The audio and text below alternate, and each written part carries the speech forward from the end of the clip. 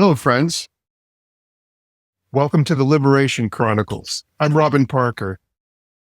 And I'm Jorge Ceballos. This is another episode of the Liberation Chronicles. This series aims to give voice to liberation in our current historical context and explore what it means to build a genuinely inclusive society. Today, we have a very special guest, our good friend Jason Laker, who will help us discuss masculinity and its impact on cultural diversity issues. Welcome, Jason. Great to be here. Jason holds a PhD from the Center for the Study of Higher Education at the University of Arizona in Tucson, Arizona, and his career in higher education spans nearly 30 years. Jason has taught and presented extensively on topics such as student affairs and development issues, gender, diversity and equity, and community leadership. Jason is an internationally known expert scholar and speaker on gender and masculinities and issues affecting the engagement, development, retention, and success of male college students. He currently serves as the editor-in-chief of the Journal of Men's Studies. Welcome, Jason. We're so glad you're here. Thank you. It's always good to see you both, and I appreciate the invitation to join you on this show today. So what are we really talking about when we talk about masculinity, masculinities, and the like? Well, I'm sure we could be here a lifetime sorting that question. In fact, that is what happens beyond the podcast. You mentioned the plural, masculinities, before getting into the definition, which affirm the importance of that. And that's an evolutionary thing, too. In fact, it was Harry Broad, who unfortunately is no longer with us. He was a philosopher and mentor to me, but also globally a very well-known men's studies scholar. The audience, anyone in the audience who would have heard of affirmed consent, for example, is widely known and is entrenched in law. He's the one who came up with that, actually. But I mention him because he's credited with pluralizing the term. As with any field, in this case, gender studies, feminist studies, and men and masculinity studies, there's always that evolution of any field. And at some point, there started to be the question of why are we only speaking of one, which kind of brings us to why we would have a show on this topic, because this is a contested and complicated thing. So being a social scientist, how is it defined? It's hard for me not to go, well, it depends. Defined by whom, under what circumstances? And that's also part of it, part of the phenomena, we'll call it. One of the things that I think would help provide at least a somewhat succinct answer to that question is I will read you one from someone else because it's fine. I'll be blathering all day. When I do presentations and I write about masculinity, I often invoke this one. This is from sociologist Irving Goffman. And he said, in an important sense, there is only one complete, unblushing male in America. And I'm going to digress just to say, let's point out that he's framing that in America, and we'll get into sort of, the various iterations. Only one complete, unblushing male in America, a young, married, white, urban, northern, heterosexual, Protestant, father of college education, fully employed, of good complexion, weight, and height, and a recent record in sports. Any male who fails to qualify in any of these ways is likely to view himself, during moments at least, as unworthy, incomplete, and inferior. And I'll definitely want to talk more about those last bits because that's also an important element about the lived experience and the impact of it on men, but also on others. One of the other things that really strikes me about this quote is it could have been written this morning, but it was in fact written over 60 years ago. In 1963. This idea of a definition, notwithstanding that it's contested, depends who you ask and circumstances, just the fact that it's such an enduring core stereotype. So we would say that's the dominant definition. And that dominant definition is, generally speaking, global. But something else I notice about these kinds of scripts and definitions is they're very clever at hiding in local culture. So, for example, 70% of the students in my department that we teach identifies Chicanx, specifically Mexican ancestry. We'll talk about machismo, for example. I contend that machismo is a form of colonization by patriarchy. That is to say that I don't think being aggressive and demeaning half of your community is, for example, in this example, a Mexican thing to do. I think instead it's this dominant notion. I just read that quote that I read. There are different words that could sound more of one culture or another, but basically that intrudes. And then within culture, to live up to the expectation of being a great or a good man or a strong man, there has to be something that fits well enough in the culture for everyone else to agree. That dominant definition is like a beacon, and it's broadcasting all over any male who fails to qualify, regardless of our intersectional identities. Men of color, queer men, trans men. The dominant script that I just read is essentially what is being pushed to us. Whatever your identities, everyone is being subjected to that script and dealing with whether they are conscious of it or not. It is socially constructed, and we use that phrase a lot. Let's be very clear. That means all of us are in some way participating in its maintenance, even if we are trying to agitate against it in how we operate or our conceptions or trying to intervene with others. The point is that everyone's involved. I don't like the way things get framed sometimes. For example, when men are struggling, let's say in education, these things where they'll blame women or blame feminism and so forth. Men and women raise boys and girls is something I say. So we need to get past pointing the finger at each other. If I just round out that last bit, I know I'm a professor, so I'm professing, but I'll say one more thing. No, go ahead. There's been a lot of research writing in this area, and something associated with that definition I read, a researcher by name Mahalik, about 20 years ago, basically identifies 11 distinct factors associated with these dominant masculine ideals. The ideals would be the definition I read. So this gets at sort of what are the implications? How do you show that you're living up to it? Here's the words: winning, emotional control, risk-taking, violence, dominance, playboy, self-reliance, primacy of work, power over women, disdain for homosexuals, and pursuit of status. So most of the definitions and developmental models or depictions I've already read kind of show up, even if the thesaurus puts a different word. That's more or less what we see across the literatures around this topic. Based on what you're saying, that if masculinity, like femininity, is socially constructed, that it can also be socially contested, right? Times Absolutely. change. Women demand greater piece of the pie, demand equality, demand their voices. People who don't identify on the gender binary way, right? Absolutely. And then it all becomes contested. Sounds like it was a hot soup to throw oneself into, especially at a time when we seem to be able to talk about so little in our society without either violence or nastiness of some kind or another, right? Yes. And there's another quote. I mostly work in education, but many of the things that I work on or talk about have applications, other settings, community, and so forth. There's a discourse in education that talks about, if you're in education, you're rooting in some kind of theoretical models, assumptions about who students are, or in this case, their formation. So we're talking about identity and how to deal with them.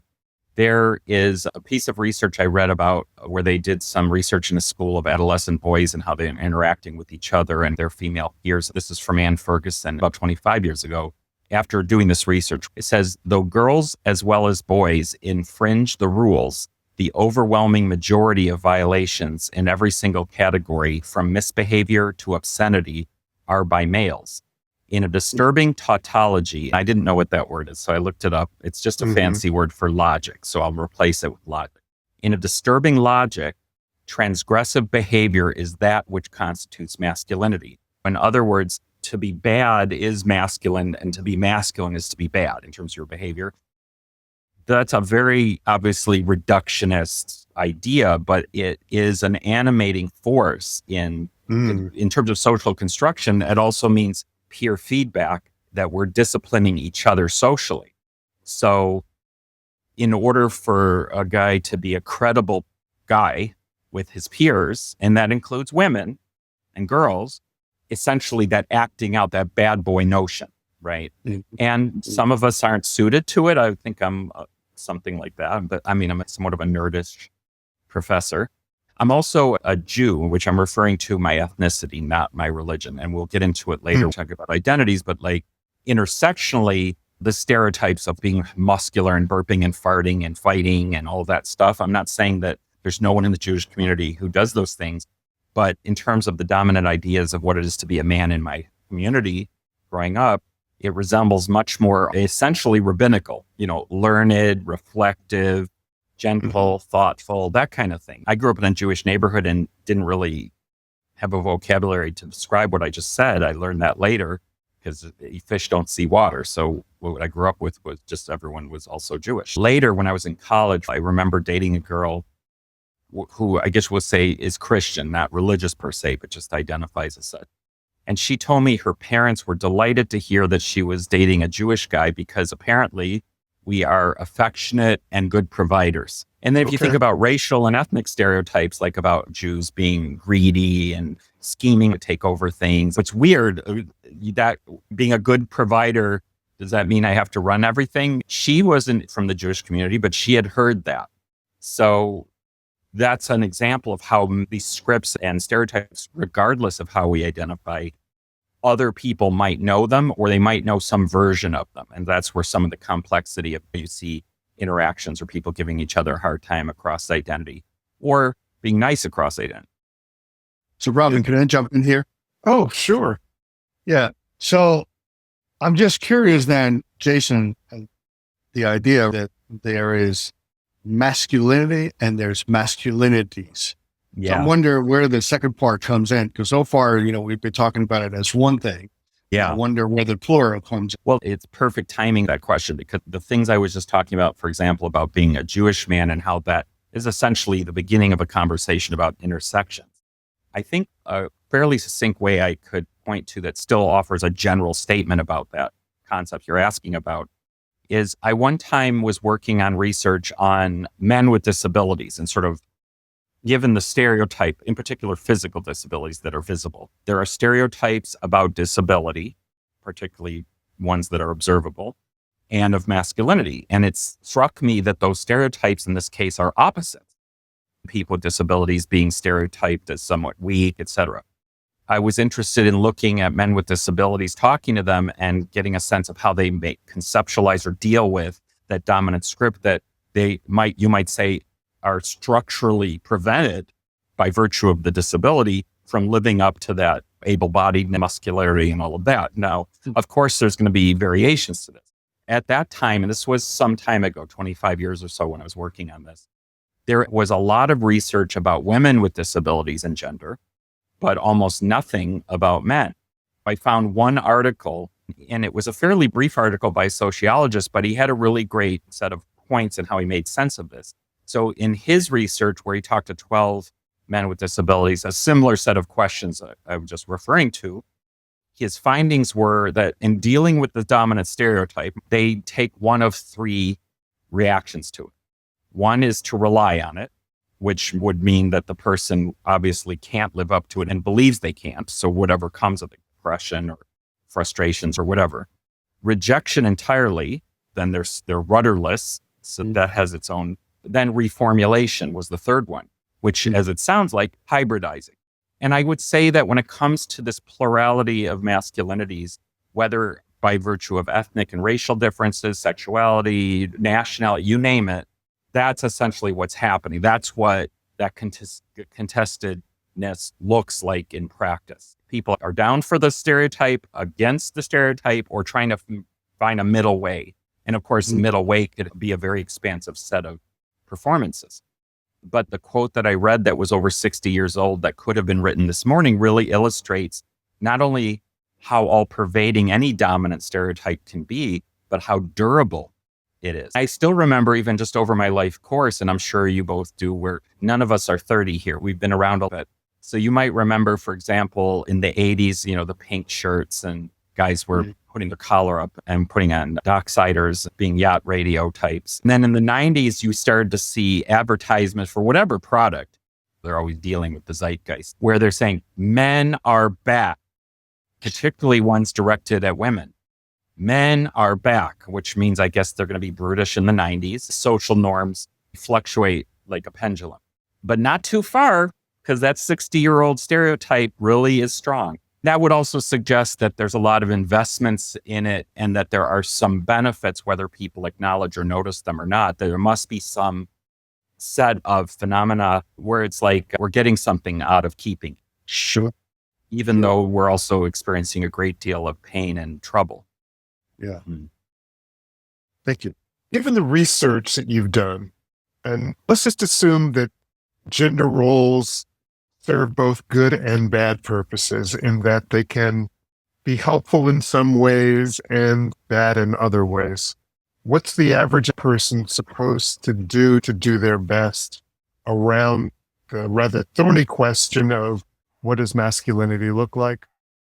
Or what should it look like? It is, even that there's some impossibility to the question in terms of what, how do we, this is a squishy thing and it's like a greased pig or something. It's very plainly seen when we look at it, but it's zipping around and there's always these asterisks, which is kind of what you're getting into who we're modeling after. Because even in the example you give of grandpa, thinking about my own grandparents, there's things that are great about them and things that aren't. When you first started, knowing that your preface was you weren't going to ask me if it's good or bad, I want to say that we would have to have a conversation in what sense? Morally? So I think the question of good or bad in everyday conversation probably refers to things like whether it's meeting our needs is convenient, that kind of thing. And so in the context of a relationship, let's say a heterosexual marriage with a man and a woman in it, and let's say the man does professional work outside the home, and the woman is at home, whether doing some vocational endeavor or just being there managing the house, and there's kids and all of that. I don't like, even though I have strong views about these issues, my views are not about how people should behave per se. When it comes to things like violence and all those negative things I was referencing earlier, I'm clear, don't do those things. But in terms of how someone sets up their relationship, a task, who's doing what, who does dishes versus mow lawn, I don't like the way that those everyday practices get subjected to third-party scrutiny and criticism. I think it's not only not fair, it's mean, but it also undermines socially or politically. You're essentially demeaning people.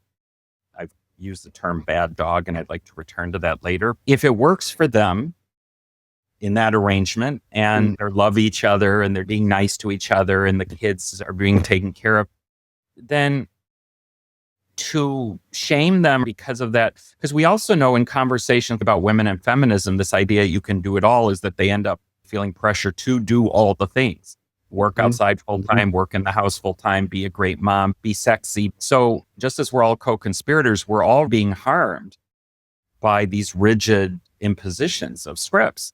And so I think we need to give some credence to the people involved and let them live their lives. If it's not hurting another person, then it's kind of none of our business.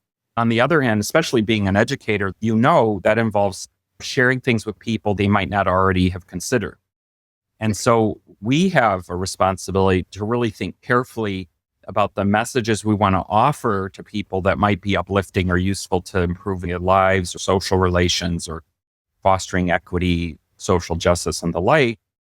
We need to ethically and practically trying to make sure that we are offering meaningful questions that could generate good deliberation and reflection, which is important for learning and growth, before it turns into projecting and judging. The department I chair at the university trains future school and college counselors, including some clinicians. I was trained as a therapist. So there's all these skills around, like, for example, there's concepts of transference and countertransference. These concepts refer to mixing our stuff with the client's stuff, even if it's not therapy. If the person you're speaking with is doing or saying something that sounds familiar from some other part of your life, it's easy to forget that's something else. It smells similar, so we deal with it as if similar. That can happen with therapists, but also with educators and people in general. And families, people always talk about what their parents, when they're not being mindful, what they might be. So in other words, as a human thing, we have a responsibility given what we do, working in education, being advocates. We need to hold ourselves accountable to find that place of offering questions and comments about things that might be helpful versus just demeaning somebody because they're choosing to follow a script. If it's working for them, then leave them be. This is always part of the contested elements of this. Right. Yeah, absolutely. Because like you said, we ultimately learn roles by what we see others do. So if we continue to play into the established norms, then we are reinforcing those gender stereotypes. And you can see how that can become coercive, not only to go along with it, but what happens if you do, like you want to get along with the people you're around or even your own family, but it just is not like the script that is expected of you, whether it was overtly put or implied, just doesn't work for you. And that's crazy making, sometimes literal, because this is all social. Robin, you've brought up social construction and now the elements that Jorge, you're bringing up. When you put those things together, the thing is, we be in community. We want to be in relationship, and maybe arguably we need to be in community as creatures. That's a somehow innate need. And if that's our innate need, and I believe it is, what do you do when the people who you could be close to expect you to be something other than what you are? That is a fundamental element of these gender scripts. Women, for example, on the cover of Vogue, those kinds of images, even the actual model whose picture is depicted there doesn't look like that. They obviously did a bunch of things with Photoshop and so on. Who gets put on the cover and who doesn't? Those are part of the stew of this. This isn't really something that people ever really achieve. It's something that we're conditioned to strive to achieve, but it isn't something that can be achieved because it's like a carnival mirror. Like it's distorted. No one should or can be that. I link that to, especially with sociology stuff. We need to be, like you see advertisements that just reinforce these beer commercials, where some, like a plump guy like myself models bikinis in his kitchen when he opens a certain beer in the fridge, that kind of business. Embedded in all of that is not only what he's supposed to desire, but what he would achieve if he buys that product. So with advertising, that's why they have psychologists working in marketing. You need people to be upset enough that they're not living up to something, but not so much that they can't get out of bed to go buy product. For women, it's like make them feel stinky, ugly, fat. Those things are opposite of their ideal stereotype, even though across cultures, body images, different communities, both genetically and in general, what's desirable will vary. So that's also why I brought up colonization earlier, because someone could be on a whole other side of the earth with people who look very similar to them. These images make it around the world through media and other means. That can mess up a community because you have this outside script that is so different from what has been part of who they are for so long. It erodes the legitimacy of the community's notions and causes great division. And that's where you start to see lateral politics, like within community, for example, gay men, men of color. I think about ads for same-sex dating sites. You'll see straight acting preferred. Well, what does that mean? There's a word, sissyphobia, that came up in the early talking about that. So you see even people in the same subordinated community enforce it on each other. Women, I do research about sexual consent communication toward ending gender violence. I can't tell you how many women participants talked about being slut shamed by other women, not by men. So that's also why I was saying earlier about men and women, raised boys and girls. We are all participating. When we get to the question of improvements or solutions, how do we get a critical mass of people who contest in one direction? Open the field more for everybody to express themselves. Oh my goodness, Jason. This stuff is big and messy. Oh my goodness. I mean, there's like 1,000 different ways that I want to go at it. I'm trying to figure out where to start to pull the threads that you've offered. Doing it 30 years. Right. Yeah. I mean, I guess staying with the theme of the difficult terrain that exists today around how we define masculinity. How do we, as men, continue to feel a sense of being adequate enough, right? I don't know if you saw the series on Netflix, Adolescence. I didn't watch it yet, but I did see that it's there. Go on. I would definitely recommend that. It's so pertinent to our conversation. Just for those of you in our audience that have not yet watched it, it's a Netflix series. It's about maybe 7 or 8 episodes. So it's not really long, but it's about a 13-year-old boy that commits a murder. What you see in the show is how he got to that point of doing that act in the context of what he was beginning to understand about what it meant to be a man. It's heart-wrenching because we're talking about a young Oh my kid. goodness, yes. Yeah. Wow. Absolutely. So I'll stay there for a minute, Jason, to continue to explore. We're in a very unique moment, right? Around this sort of tug of war between what many of us may have seen as a progressive movement towards a less constricted notion of what masculinity is and femininity too, right? But staying with masculinity, then almost a pushback against that movement to say, we need to go back to some basic understanding of what it means to be a man. And it looks this way to the point of ridiculousness at some point. I remember watching a short segment of a Fox commentator that said, it is not masculine to cross your legs. This is how ridiculous it is. But anyway, what do you see at this particular moment as some of the key challenges that we are pushing out into society about what it means to be a man? Yeah. Well, referencing that sort of tug of war is a good phrasing to use because it is a tug of war. It's perpetual in a sense, but basically we see this serious blow up of aggression in our politics and actual physical violence. I guess I would argue that on the one hand, it reminds me of that definition of pornography that you'll know it when you see it kind of thing. The court couldn't give a precise, and even though I read a quote at the beginning that described the contours, it's still similar that we can't really get our head wrapped around it. Those are words to describe more or less what it seems like. All this to say that even though it's blurry in that sense, when we see that kind of escalation, it must have been getting close. If you want to frame it as the other side saying to loosen up, then it must have been progressing well enough to where those who have real investment, whether they're conscious of it or not, and without a vocabulary, without a way of really detecting clearly what it is that's happening, there's just this unsettled feeling that escalates.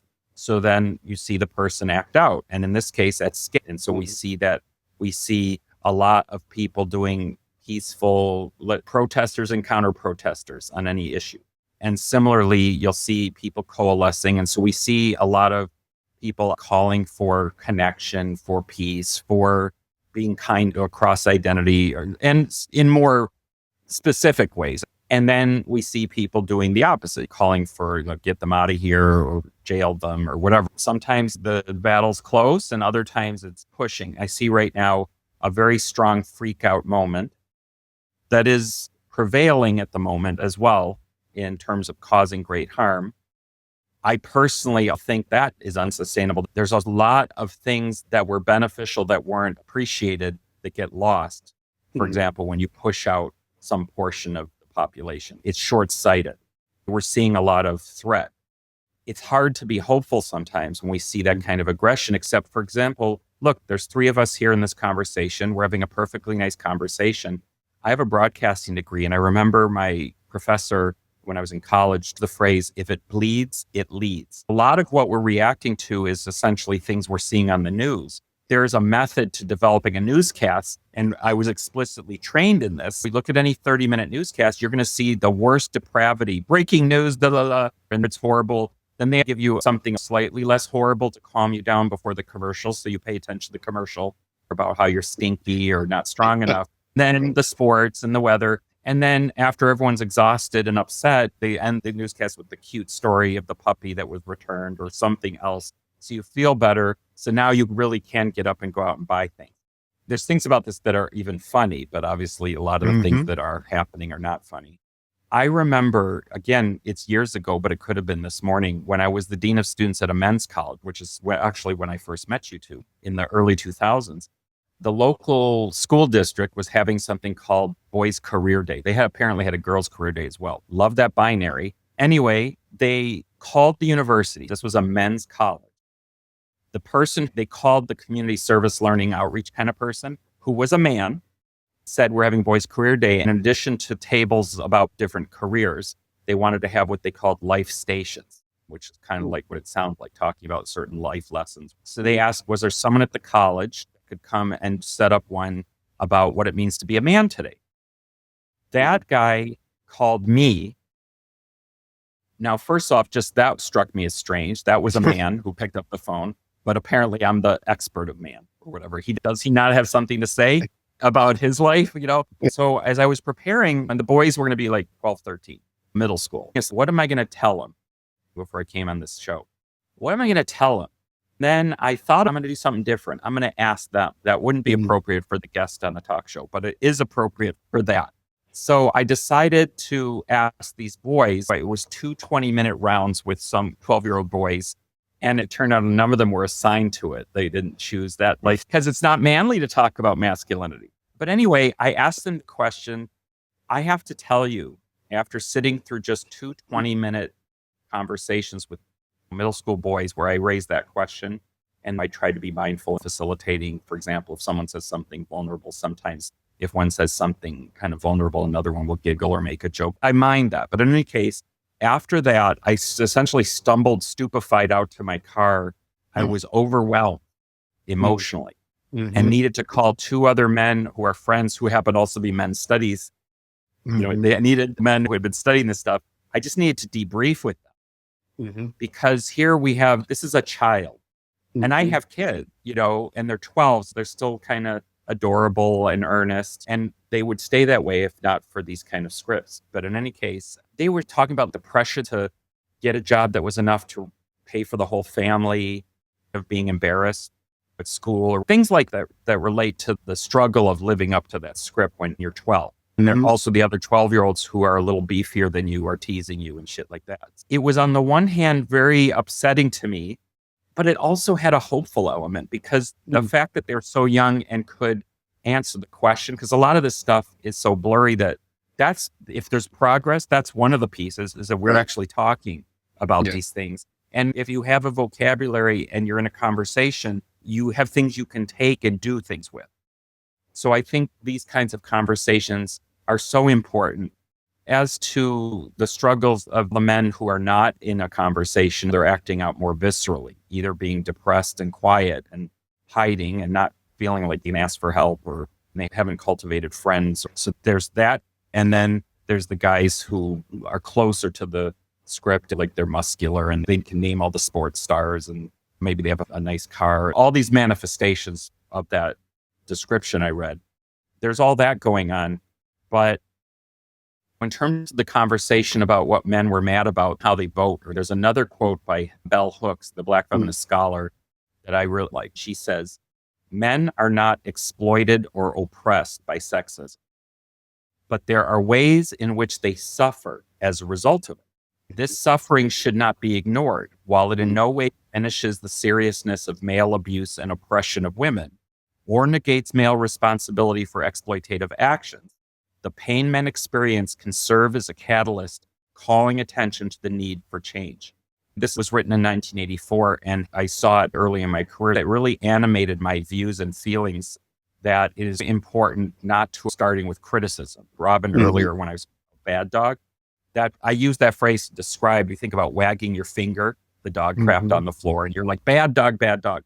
I have argued in my dissertation and other writing, education, that the way it deals with boys and men is very much that way.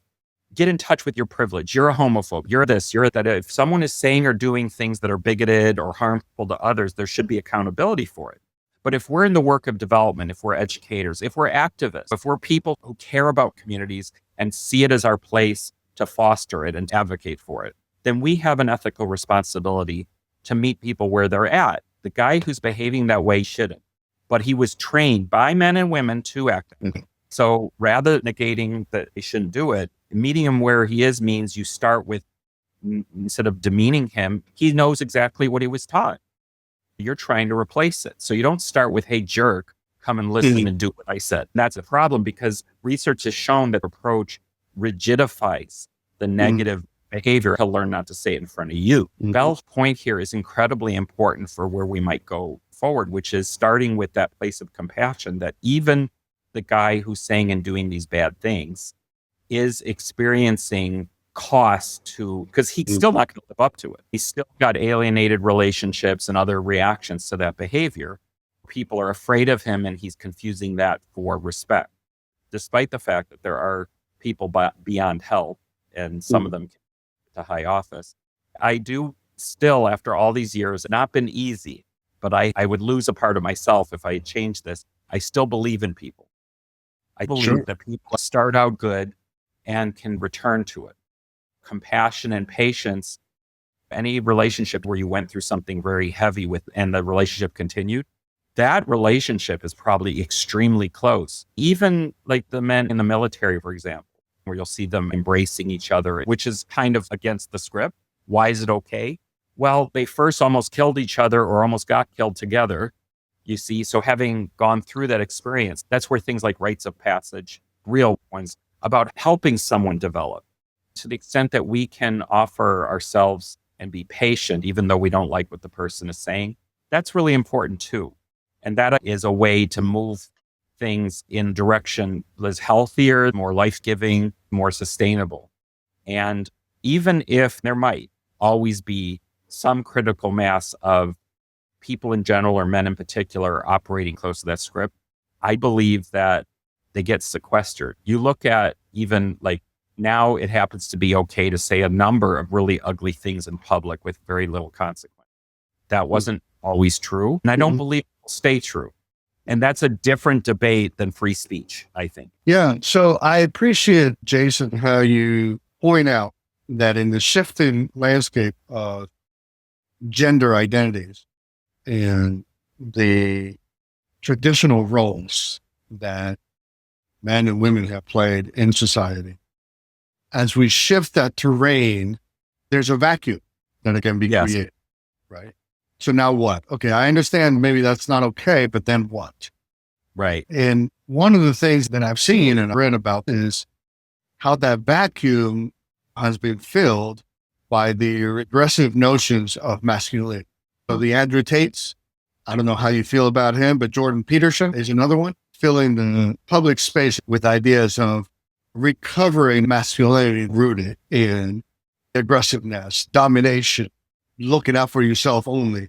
That seems to be part of what a lot of young people these days. There's even been some studies that looked at the last election and how the 18 to 25 male group particularly gravitated towards that discourse, voted to elect someone like Trump. So I'm wondering then, Jason, given that that's part of what we're seeing, and maybe we're beginning to think about what might be some strategies that can help mitigate the space that these folks have begun to occupy, in my assessment, a toxic space. Yeah. But someone needs to fill it, and they have done Yes. it. How can we go about, like the three of us and others that are thinking about ways to create a healthy sense of masculinity?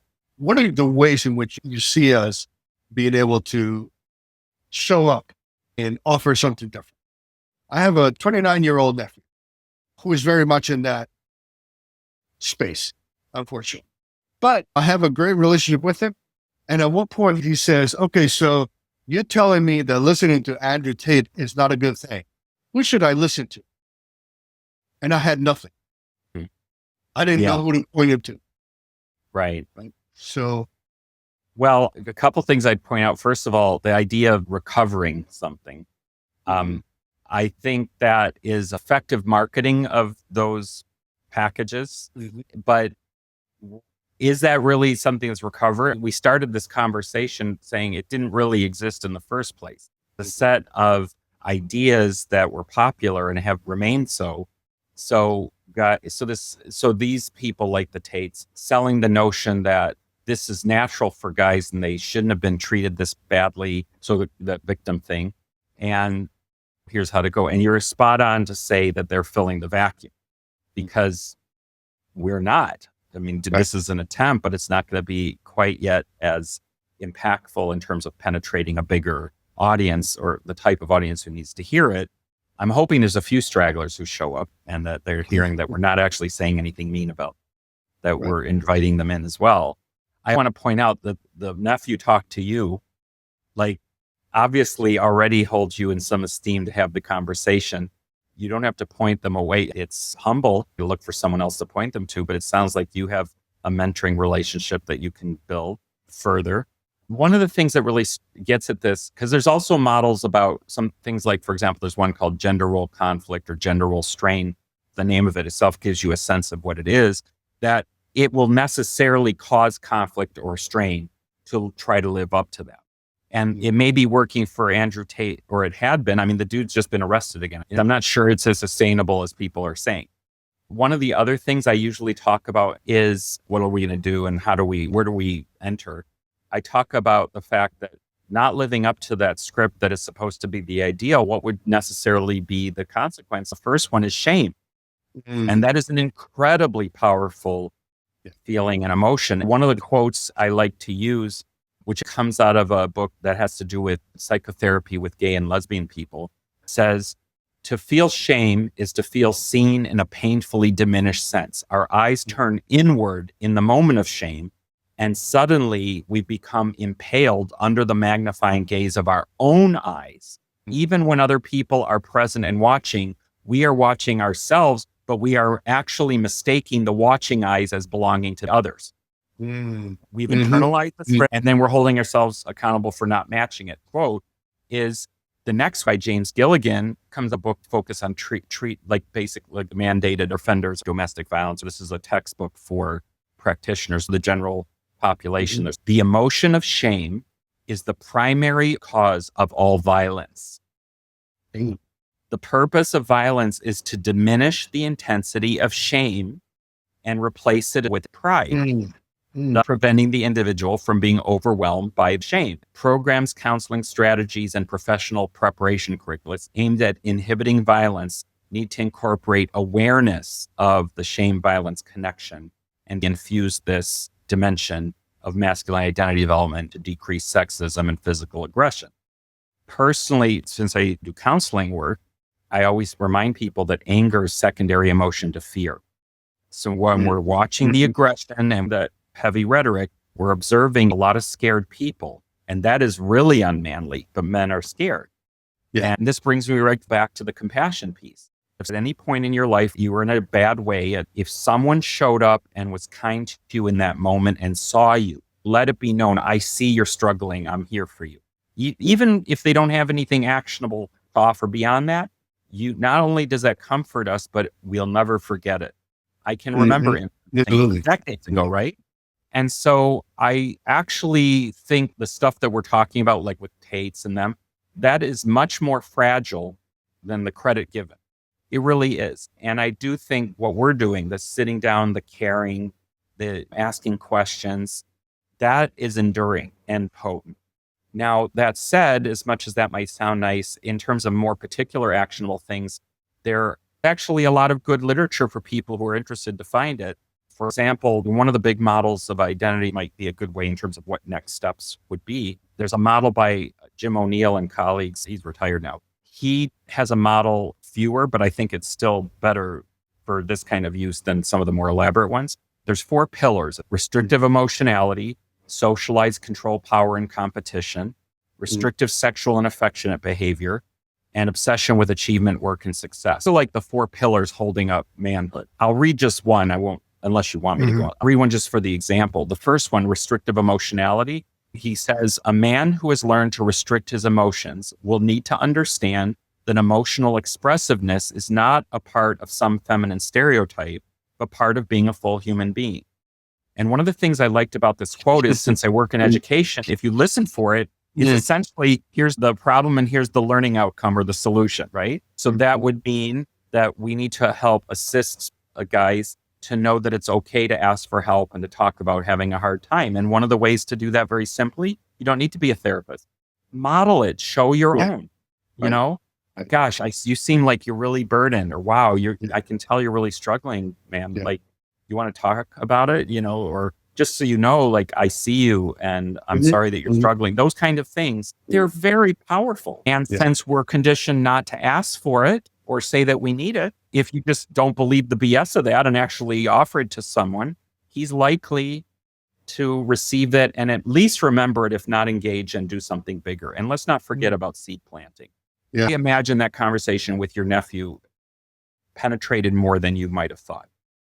Well, two things, man. And again, Robin, I think we're going to have to do a part 2 because I have so many more things that I want to talk about. We do have to carry on, but I do have to ask one fun question. This is not only for Jason, but also for you, Jorge. Okay. Okay. If traditional masculinity were a cologne, what would it smell like? I got it.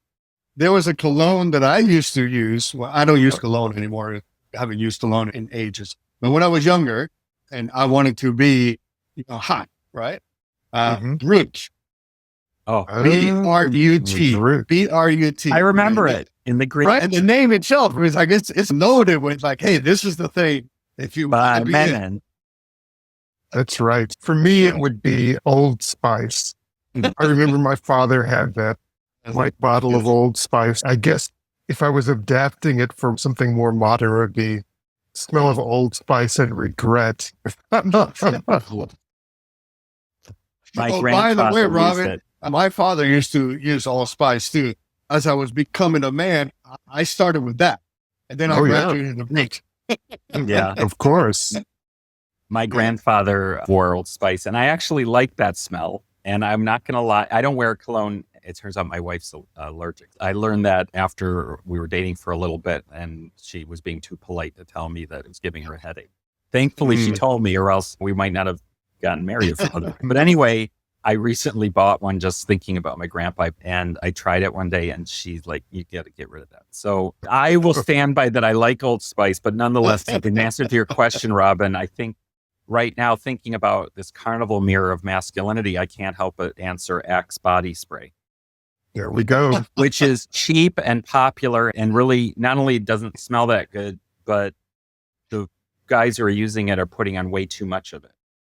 I wouldn't tease them per my other advice. If you are using a scent to try to attract people, you don't have so much that they can already smell it 10 feet from you. You want them to come closer, right?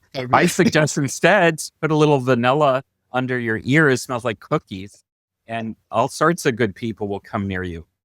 So, but anyway, that wasn't the purpose of today's broadcast. And Axe body spray to make you cough, So anyway, it's true. It's a lifetime of work that got us to this point. Part 2 about part 3000. It's an ongoing and enduring struggle. And I really think that conversations, there's a saying in social science about making the strange familiar and the familiar strange. It's like if you're studying something, you have to turn it over. I think these conversations, and the more of them that are had in different places, is itself action. Because it is socially constructed. All it is ideas and people acting from ideas.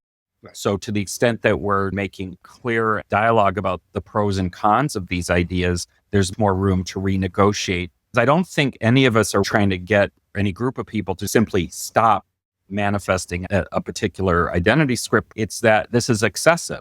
It's good to be strong. It's not good to be imposing. It's good to be confident. It's not good to be arrogant. So this isn't about throwing everything out. This is about renegotiating the relationship. And that's why I found it so compelling, that article I told you about men with disabilities. It was succinct and reliance, rejection, reformulation. And I'm in team reformulation. Well, thank you, Jason. One of the things that especially stuck with me is the tautology you talked about at the very beginning. Well, I know you'd like that word. Yes. And talking with men about masculinity can be especially difficult, because if part of being masculine is being the bad boy and therefore disagreeing, then asking men to change, you're also asking them to resist, right? That's exactly right. So walk to the beat of your own drum. It's unfortunately too often the drum they choose is actually a very common drum. But I'm all for that, taking that risk to figure out who you really are and try out different ways of being. It's very exciting. It makes for the more and different kinds of relationships, which is, I think, just a fantastic life. So onward we go. Onward we go. Thank you, Jason, so much My for being pleasure our always. guest. Thank you for It was inviting me. wonderful. Ask everyone to please like and subscribe to this video. You'll also be able to find information about Jason Laker in the comments, including his publications. Thanks again to him, and we'll see you on the next episode of the Liberation Chronicles. Thank Take you. care, everyone.